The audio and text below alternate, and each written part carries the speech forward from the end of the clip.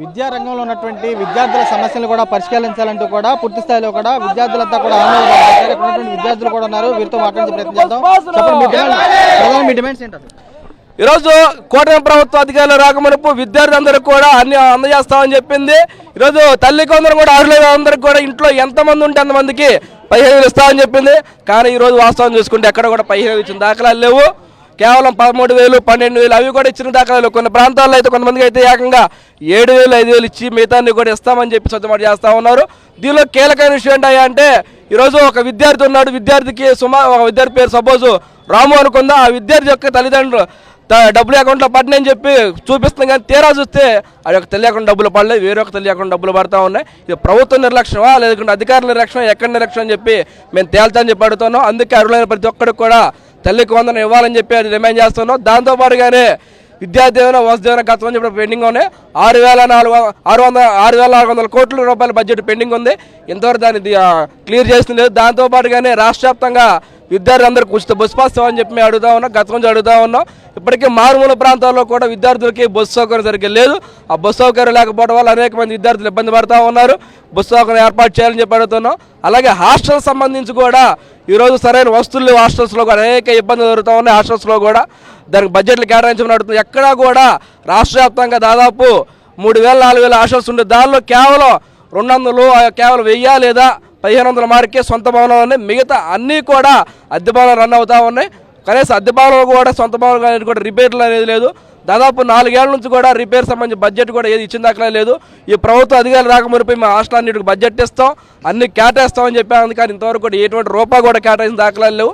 పేరుకేమో అనేక డొక్కాలని చెప్తా ఉన్నాయి. విద్యారంగాన్ని కూడా సాయంతో తూట్లు పడిచే విధంగా ఈ రాష్ట్ర ప్రభుత్వం చేస్తూ ఉంది. వెంటనే అరికట్టాలని చెప్పి మేము ఎస్ఎఫ్కి డిమాండ్ చేస్తున్నాం. మే డిమాండ్స్ అయితే పెట్టామో వాటన్నిటిని అమలు చేయాలని చెప్పేసి ఎస్ఎఫ్కి పూర్తి డిమాండ్ చేస్తున్నాం.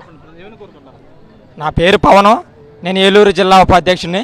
ఈ కూటమి గవర్నమెంట్ అధికారంలోకి వచ్చిన వెంటనే ఈ గవర్నమెంట్ అర్హులైన పిల్లలందరికీ కూడా తల్లికి వందనం ఇస్తానని చెప్పింది. తల్లికి వందనం చూస్తేనేమో పిల్లలందరికీ కూడా 15,000 రావాల్సిన తల్లికి వందనం పిల్లలందరికీ కూడా ఇప్పుడుకొచ్చి పిల్లలందరికీ కూడా 13,000, 7,000 సరిగ్గా పడలేని పరిస్థితి కూడా ఈ కూటమి ప్రభుత్వం ఏర్పడిందని నేను చెప్పడం అనేది జరుగుతుంది. అలాగే హాస్టల్లో చదువుకున్న పిల్లలందరికీ కూడా అనుగుణంగా మెస్సో అలాగే కాస్మెటిక్ ఛార్జెస్ ఇవ్వాలని, మెస్సో 3,000 పెంచాలని ఈ గవర్నమెంట్తో గట్టిగా పోరాటం చేస్తామని ఈ సమక్షంలో లేని ఉద్దేశంతో ఇంకా ధర్నాలు ఇంకా ముందుకు తీసుకెళ్తామని తెలియజేయడం జరుగుతుందట.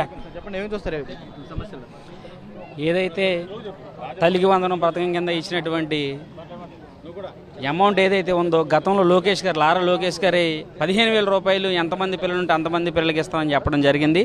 అదే క్రమంలో జిల్లా వ్యాప్తంగా అనేక రిప్రజెంటేషన్లు వచ్చినాయి. మా అందరికి పిల్లలకి డబ్బులు పడలేదని చెప్పి, అదే జగన్ ఉంటే పాడికి మాకు పడినని చెప్పి విధంగా కూడా చాలామంది ఎక్కువ స్థాయిలో అనుకుంటా ఉన్నారు. దాన్ని ఎక్కువగా నిర్ణయం తీసుకునే విధంగా అదే పెద్ద జనంలోకి వెళ్ళే విధంగా కూడా కూటమి ప్రభుత్వం అభిప్రాయాలు ఎక్కువగా వ్యక్తమవుతూ ఉన్నాయి. అలాగే ఉపాధ్యాయుల పోస్టులు భర్తీలు చేయడంలో కూడా ఈ ప్రభుత్వం సంవత్సరంన్నర కాలం నుంచి విఫలమవుతూ ఉంది. తక్షణమే ఉపాధ్యాయుల పోస్టులు భర్తీ చేయాలి.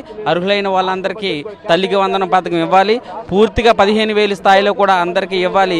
ఎవరికైతే ఇవ్వని వాళ్ళు ఉన్నారో వాళ్ళకు కూడా పెద్ద ఎత్తున ఇప్పుడు కార్యాచరణ రూపొందించి ప్రభుత్వం తక్షణమే ఇవ్వాలని, లేని పక్షంలో ఎస్ఎఫ్ఐ ఆధ్వర్యంలో ప్రజా సంఘాల ఆధ్వర్యంలో పెద్ద ఎత్తున ఆందోళన కార్యక్రమాలు చేస్తామని తెలియజేస్తా ఉన్నాం.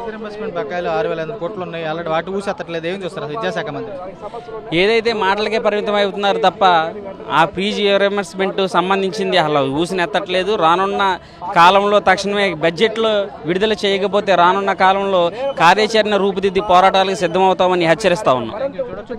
విద్యారంగంలో కూడా విద్యార్థులు ఎదుర్కొన్నటువంటి సమస్యలతో ఆ సమస్యలన్నీ కూడా పూర్తిస్థాయిలో పరిష్కరించాలి. చూస్తే కనుక పేరుకు అమ్మఒడి అంటే హడావిడి చేశారు. తీస్తే ఖాతాల్లో చూస్తేనేమో 7,000, 6,000 పడుతున్నాయని చెప్పి వీరు కూడా ఆగ్రహం వ్యక్తం చేశారు. ఫీజు రింబర్స్మెంట్ బకాయిలు 6,400 కోట్లకు సంబంధించినటువంటి బకాయిలు ఇవ్వస్తే విద్యాశాఖ మంత్రి మొద్దు నిద్రపోతున్నారు. పూర్తిస్థాయిలో అమలు చేయాలని చెప్పి వీరు కూడా డిమాండ్ చేసిన బస్ కూడా కనబడుతుంది. విజయ్ రమణతో రాజు, సాక్షి, ఏలూరు జిల్లా నుంచి.